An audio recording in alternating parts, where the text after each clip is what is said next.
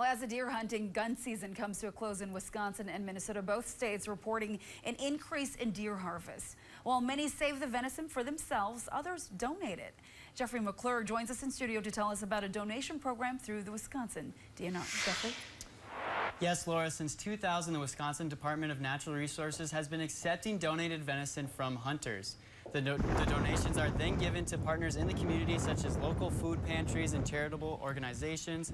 For Hirsch Meat Processing in Poplar, Wisconsin, portions of their donations have gone to the Rural Care and Food Shelf, which supplies to donation centers in Poplar and Iron River. Clyde Hirsch and his brother Rob have worked as meat processors since 1998, and since the beginning of the program have been the only processors enrolled in Douglas County. Hirsch says some people donate simply because their freezers are full, while others donate because they like the sport and don't eat the meat. Extremely happy to get it. As soon as we call them, normally within a day, they're here to pick it up so they can get it distributed, and they actually have people that wait for it. They're real excited to get the fresh venison.